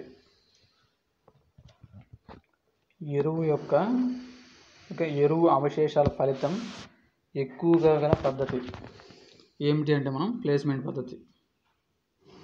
ఓకేనా గైస్? ప్లేస్మెంట్ పద్ధతి అని చెప్పుకోవచ్చు. గైస్ మనం చూసుకుంటే కంపోస్టింగ్ చేయడం వలన కలుపు విత్తనాలు డాష్ వలన మొలకెత్తవు. ఓకేనా గైస్? చూసుకుంటే మనం కంపోస్టింగ్ చేయడం ద్వారా కలుపు విత్తనాలు అనేది ఎందుకు మొలకెత్తవు అంటే కుళ్ళిపోవడం ద్వారా మొలకెత్తవు గైస్. ఓకేనా? అదేవిధంగా గ్రామీణ కంపోస్టింగ్లో వ్యర్థాలను నేల మీద వచ్చేసరికి ఎన్నడుగులు వచ్చే వరకు పేర్చుకుంటూ వచ్చి ఆ తర్వాత గుంతలను దేనితో కప్పాలి అంటున్నారు. ఓకేనా? గ్రామీణ కంపోస్ట్లో వ్యర్థాలను నేల మీద పోసి ఎన్నడుగులు వచ్చేంత వరకు పేర్చుకుంటూ వచ్చిన తర్వాత గుంతలను దేనితో కప్పాలంటే మనం చూసుకుంటే మనం అక్కడ నేల మీద అనేది 5 అడుగులు వచ్చే వరకు పేర్చుకోవాలి. ఆ పేర్చుకున్న తర్వాత గుంతని మట్టితో కప్పేయాలి గైస్. ఓకేనా? అదేవిధంగా చూద్దాం మనం గ్రామీణ కంపోస్ట్లో పశువుల పేడ ఎక్కువ వేసిన ఏ ప్రక్రియ వేగవంతం అవుతుంది. గ్రామీణ కంపోస్ట్లో పశువుల పేడ అనేది ఎక్కువ వేసినట్లయితే ఎటువంటి ప్రక్రియ అనేది వేగవంతం అవుతుంది. చివికే ప్రక్రియ అనేది వేగవంతం అవుతుంది గైస్. ఓకే, అదేవిధంగా చూసుకుందాం మనం పట్టణ కంపోస్ట్ను కొల్లడానికి ఏం వాడతారు. పట్టణం యొక్క కంపోస్ట్ను కొల్లడానికి ఏం వాడతారు గాయస్? గెస్ చేయండి మీరు.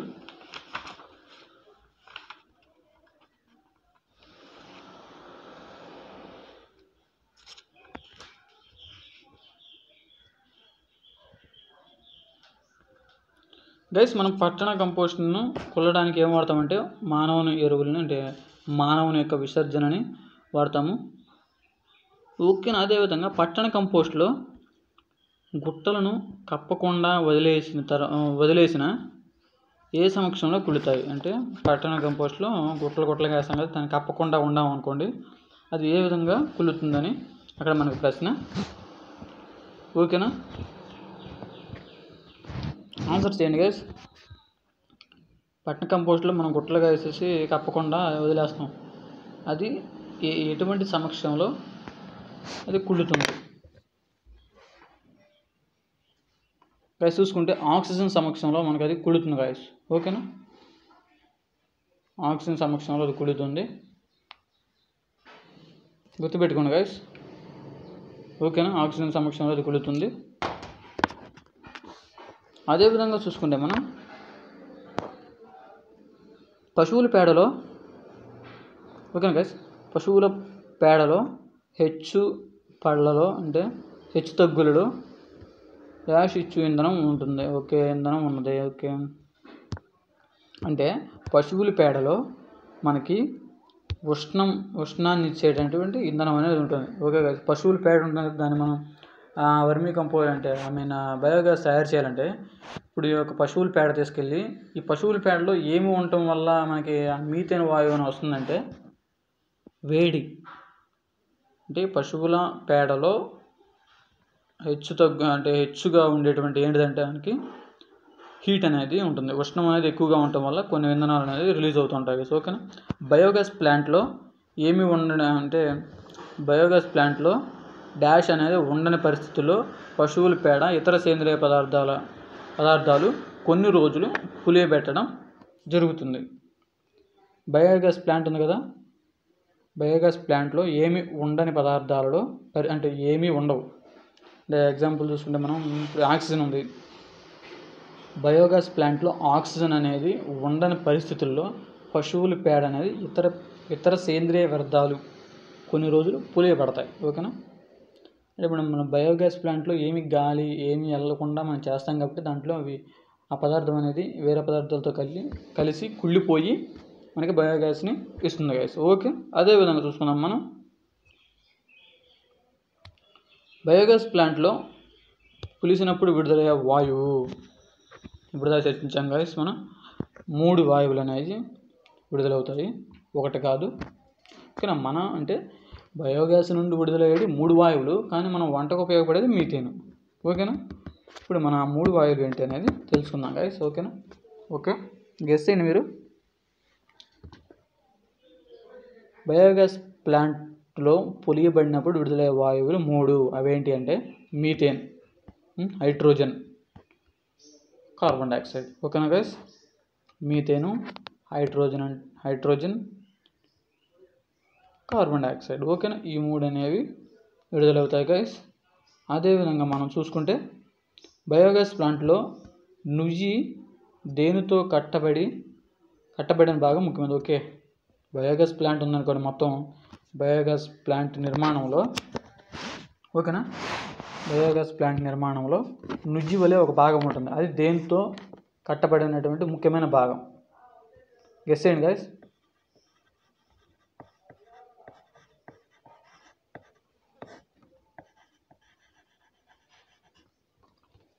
గైస్, సిమెంటు కాంక్రీట్తో కట్టబడినటువంటి నుయ్యి అనేది, అంటే అక్కడ ప్రశ్న ఏంటంటే ఆ బయోగ్యాస్ ప్లాంట్లో నుయ్యిలా ఉండేటువంటి సిమెంటు మరి కాంక్రీట్లతో కట్టినటువంటి ముఖ్యమైన భాగం ఏంటంటే నుయ్యి అనమాట. ఓకేనా.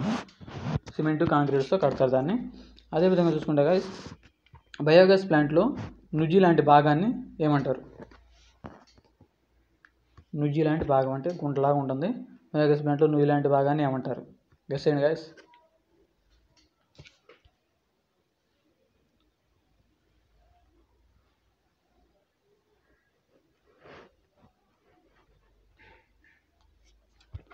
గైస్ చూసుకుంటే డైజెస్టర్ అంటారు గైస్. ఓకే, డైజెస్టర్ అని అంటారు. బయోగ్యాస్ ప్లాంట్లో నుయ్యి లాంటి భాగంను ఏమంటారంటే డైజెస్టర్ అంటారు. ఓకేనా. బయోగ్యాస్ ప్లాంట్లో నుయ్యి లాంటి భాగం పరిమాణం దేనిపై ఆధారపడి ఉంటుంది? అంటే బయోగ్యాస్ ప్లాంట్లో నుయ్యి లాంటి ఆకారం ఏమంటారు? ఇప్పుడు డైజెస్టర్ అని అన్నాం కదా పై క్వశ్చన్లో. అలాంటివంటి ఆ నుయ్యి లాంటి భాగం యొక్క పరిమాణం అంటే అది ఎంత పరిమాణంలో ఉండాలి అనేది దేనిపై ఆధారపడి ఉంటుంది అనేది మన ప్రశ్న.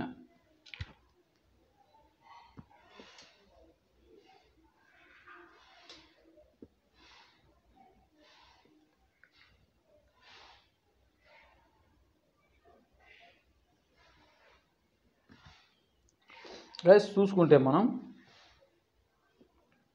బయోగ్యాస్ గైస్ అంటే బయోగ్యాస్ ప్లాంట్లో నుయ్యి లాంటి భాగం పరిమాణం అనేది దేనిపై ఆధారపడి ఉంటుంది అంటే బయోగ్యాస్ పైన ఆధారపడి ఉంటుంది. అది చిన్న బయోగ్యాస్ అనుకో, ఆ యొక్క నుయ్యి భాగం కూడా అంటే నుయ్యి భాగం అంటే డైజెస్టర్ కూడా మనం చిన్నగా ఉంటుంది. అదే పెద్ద బయోగ్యాస్ అనుకోండి, ఆ యొక్క డైజెస్టివ్ అంటే నుయ్యి భాగం అనేది పెద్దగా ఉంటుంది. అలా ఆ యొక్క బయోగ్యాస్ పరిమాణంపై ఆధారపడి ఉంటుంది గైస్. ఓకే, అదేవిధంగా చూసుకున్నాం మనం డాష్ నిర్మాణంలో తగిన జాగ్రత్తలు తీసుకోకపోతే బయోగ్యాస్ ప్లాంట్పై చెడు ప్రభావం చూపుతుంది. అంటే బయోగ్యాస్ ప్లాంట్లో ఒక భాగం అనేది నిర్మించడానికి చాలా తగిన జాగ్రత్తలు తీసుకోవాలి. అది కానీ ఫెయిల్ అయిపోతే బయోగ్యాస్ పెట్టిన వేస్టే, మొత్తం స్పాయిల్ అయిపోతుంది. అది ఏ భాగం, అది ఎటువంటి నిర్మాణాన్ని తగిన జాగ్రత్తలు తీసుకోవాలి, ఆ నిర్మాణం ఏంటి? అదే కేసు ఇప్పుడు దాకా మనం చర్చించుకుంటూ వచ్చాం కదా, అదే నుయ్యి భాగం అంటాం చూసావా. నుయ్యి భాగం అయినటువంటి డైజెస్టర్ని జాగ్రత్తగా చూసుకోవాలి. ఎందుకంటే మన వ్యర్థాలు కానీ ఇవన్నీ కూడా దాంట్లోంచి వెళ్తూ ఉంటాయి కాబట్టి దాన్ని జాగ్రత్తగా చూసుకోవాలి మనం. ఆ డైజెస్టర్ అనేది తయారు చేసేటప్పుడు చాలా జాగ్రత్తగా తయారు చేయకపోతే బయోగ్యాస్ ప్లాంట్ అనేది చెడు ప్రభావం చూపిస్తుంది. ఓకే. డైజెస్టర్లో సూక్ష్మజీవులు తయారు చేసిన గ్యాస్ను సేకరించి వీలుగా పైభాగంలో ఒక గుండ్రని డాష్ను బోర్లించి అమరుస్తారు. డైజెస్టర్లో సూక్ష్మ డైజెస్టర్ ఉంది కదా, అంటే వ్యర్థాలు కానీ గ్యాస్ కానీ వచ్చే భాగం ఉంటుంది కదా, డైజెస్టర్లో సూక్ష్మజీవులు తయారు చేసినటువంటి గ్యాస్ని సేకరించుటకు వీలుగా మనం పై భాగాన ఒక గుండ్రని ఇది ఒకటి పదార్థాన్ని బోర్లు ఇస్తాం. అదేంటి మీకు అందుకే నేను బయోగ్యాస్ ప్లాంట్ ముందుగా డిస్ప్లే చేశాను, చూడండి.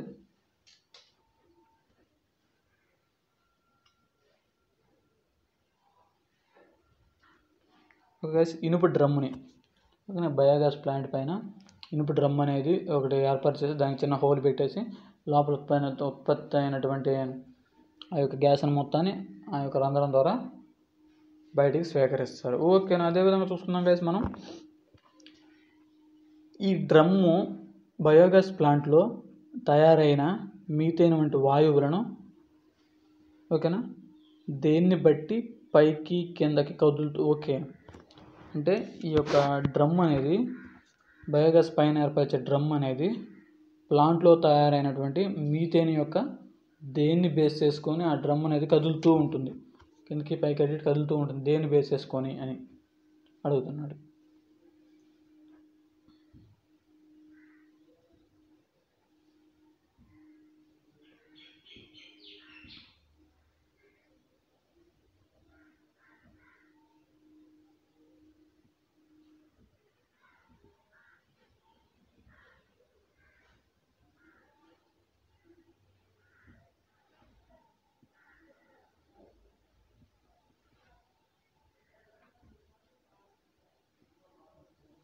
గైస్ చూసుకుంటే మనం పరిమాణం మరియు పీడనం ఓకేనా, పరిమాణం మరియు పీడనాన్ని బేస్ చేసుకుని మా యొక్క పైన ఉండే డ్రమ్ అనేది కదులుతూ ఉంటుంది గైస్. ఓకేనా. అదే చూద్దాం మరి గైస్. గ్యాస్ వాడక నియంత్రణకు ఒక డాష్ మరియు గ్యాస్ పైపులో ఒక చేరకుండా ఏమిని అమరుస్తారంటే గ్యాస్ వాడేటప్పుడు అంటే వాడక నియంత్రణలో ఒక వాల్యూవు మరియు గ్యాస్ పైపులో నీరు అనేది చేరకుండా ఏం అమర్చుతారు. ఓకేనా గైస్. అంటే గ్యాస్ అనేది వాడకుండా ఉన్నప్పుడు మనం వాల్యూలు ప్లస్ నీరు అనేది చేరకుండా ఏం వాడతాం గైస్ గమనించండి.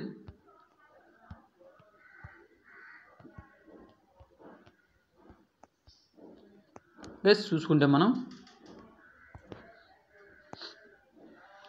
నీటి సేకరణ అంటే తేమ ఇవేమీ కూడా లోపలికి వెళ్లకుండా ఉండేటువంటి ఒక మీటర్ని తేమ సేకరణని అమరుస్తారు గైస్. ఓకే. బయోగ్యాస్ ప్లాంట్ ఆరోగ్యకరమైన పరిశుద్ధమైన పరిస్థితుల్లోనే పనిచేయడం వలన ఏది పెరుగుదల నివారించబడును.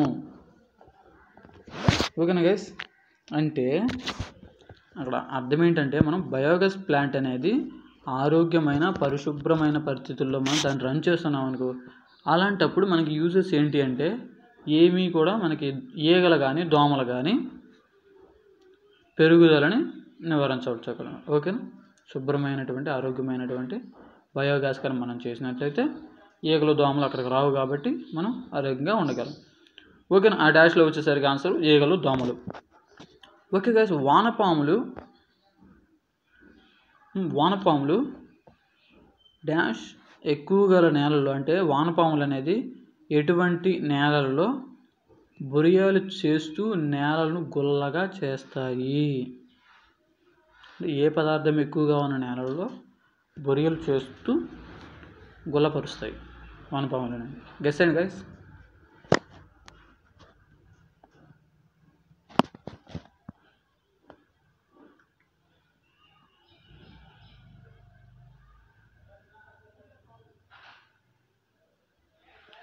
గైస్ చూసుకుంటే సేంద్రియ పదార్థం ఎక్కువగా ఉన్నటువంటి నేలలో బొరియలు చేస్తూ వానపాములు అనేవి గుల్ల చేస్తాయి కదా. ఓకేనా.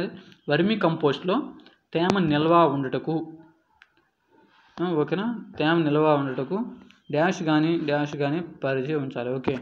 వర్మీ కంపోస్ట్లో తేమను నిల్వ ఉంచుకోవడానికి ఏమిటి పరిచి ఉంచాలి మనం. ఓకేనా గైస్. గోనె పట్టాలు కానీ వరి చెత్తను కానీ మనం పరిచి ఉంచితే కంపోస్ట్ నుండి కంపోస్ట్లో తేమ అనేది నిల్వ ఉంచుకోవడానికి బాగుంటుంది. ఓకేనా. వర్మీ కంపోస్ట్ మొదటిసారి తయారు చేయడానికి పట్టే కాలం. సో వర్మీ కంపోస్ట్ని తయారు చేయడానికి పట్టే కాలం ఎంత?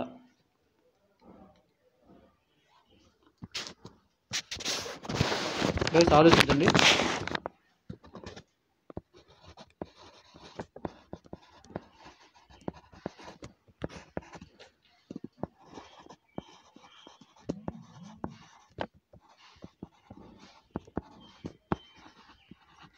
చూసుకుంటే 2 నెలలు.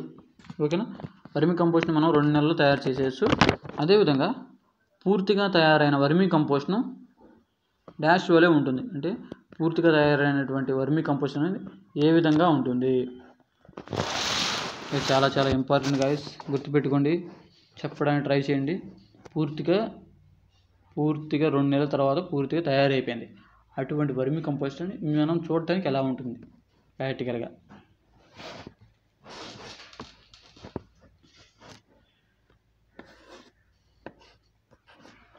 గైస్ చూసుకుంటే టీ పొడి వలె ఉంటుంది గైస్. ఓకేనా. టీ పొడి లాగా ఉంటుంది. తయారైన వర్మీ కంపోస్టు సేకరించి ఎన్ని మిల్లీమీటర్ల జల్లెడలో వానపాములను వాటి గుడ్లను లేకుండా చేసి సంచులో నిల్వ చేసుకోవాలి. అంటే ఇప్పుడు వర్మీ కంపోస్ట్ అంటే ఇప్పుడు వానపాములు రిలీజ్ చేసినటువంటి ఎగ్స్, అంటే మలిన పదార్థాలు ఇవన్నీ ఉంటాయి కదా, అలా వాటన్నిటినీ కూడా డివైడ్ చేసేసి సపరేట్గా ఎరువుని తొలగించడానికి ఎన్ని మిల్లీమీటర్లు ఉన్నటువంటి జల్లెడను వాడతారు?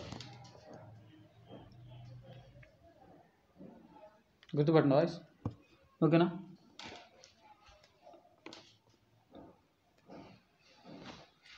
ఎస్ అండి.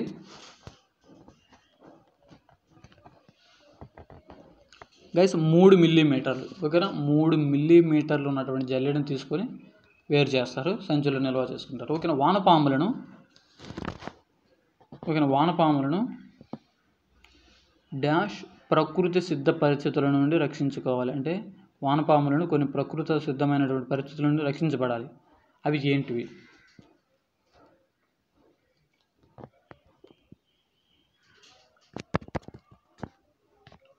వానపాములను గైస్ మనం వానపాములని సూర్యరశ్మి మరియు వర్షం, ఓకేనా, సూర్యరశ్మి వర్షం నుండి మనం కాపాడుకోవాలి.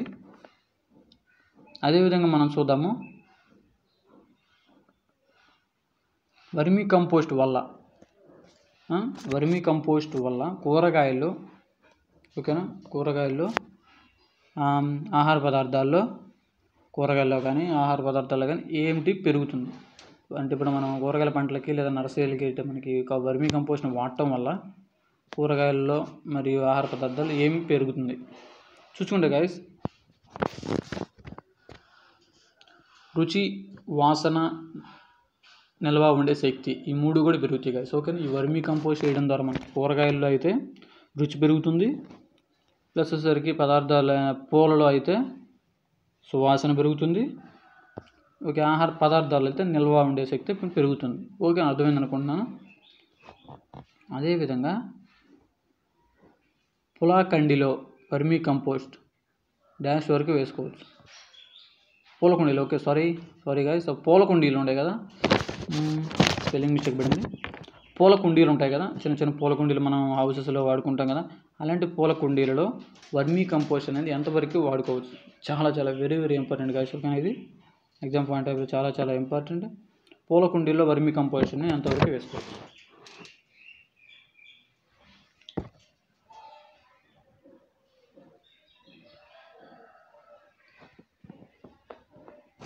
గైస్ చూసుకుంటే మనం 200 గ్రాములు, ఓకేనా, 200 గ్రాములు అనేది మనం వేసుకోవచ్చు సాధారణంగా.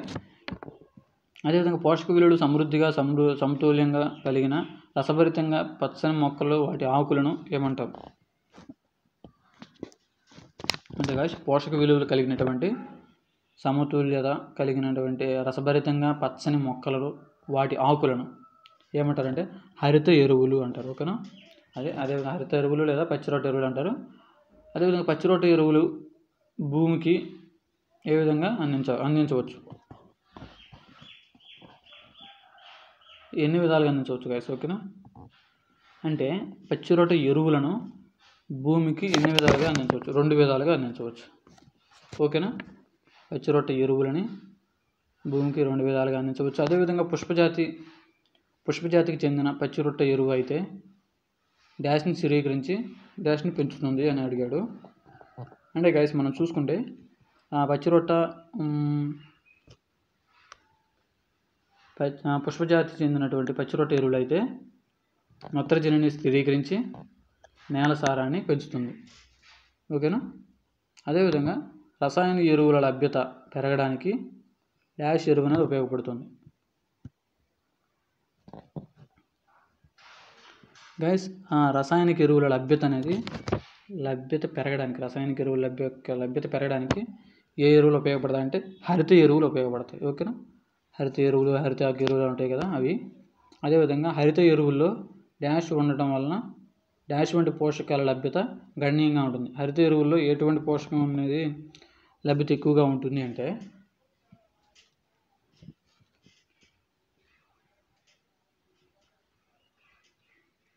హరిత ఎరువుల్లో ఎటువంటి పోషకాల లభ్యత అనేది గణనీయంగా ఉంటుంది. గెస్ చేయండి గైస్. భాస్వరం గంధకం. ఓకేనా? ఈ భాస్వరం గంధకం అనేది ఎక్కువగా ఉంటుంది.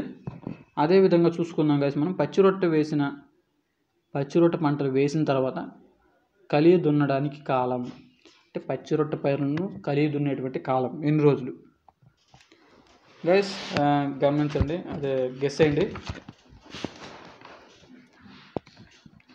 పచ్చి రొట్టె కలియ దున్నాల్సినటువంటి సమయం ఏంటి అంటే మనం పూత దశలో కలియ దున్నాలి. సాధారణంగా పచ్చి రొట్టె ఎరువులని జనుము కానీ జీలు కానీ ఇలాంటివి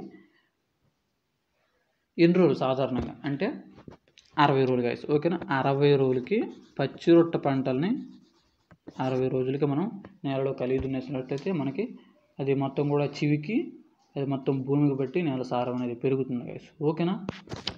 okay guys, thank you for watching. Thank you guys. ఈరోజు మన ఛానల్లో చూశారు కదా ఇంపార్టెంట్ బిట్స్ని మాన్యూస్ అండ్ ఫెర్టిలైజర్స్లో ఫస్ట్ క్లాస్ అయిపోయింది. ఓకేనా? నెక్స్ట్ క్లాస్లో మళ్ళీ కలుద్దాం. మన వీడియోస్ ఎలా అనిపిస్తున్నాయో ఖచ్చితంగా కామెంట్ చేయండి గైస్. ఓకేనా? ఖచ్చితంగా వీడియోస్ చూసే ప్రతి ఒక్కరూ లైక్ చేస్తారని కోరుకుంటున్నాను. ఎందుకంటే మీ సపోర్ట్ ఎంత ఉంటే నాకు అంత ఇంట్రెస్ట్గా మరికొన్ని ఇంపార్టెంట్ క్లాసెస్ని చెప్పాలనిపిస్తుంది కదా. ఓకేనా? మన వీడియోస్ కనుక మీకు నచ్చినట్లయితే లైక్ చేయండి, షేర్ చేయండి, సబ్స్క్రైబ్ చేసుకొని మాత్రం మర్చిపోకండి గైస్. ఓకే, మరింత కలిసాం నెక్స్ట్ క్లాస్లో కలుద్దాం. అంతవరకు సైన్ ఇన్, బాయ్ బాయ్ నా.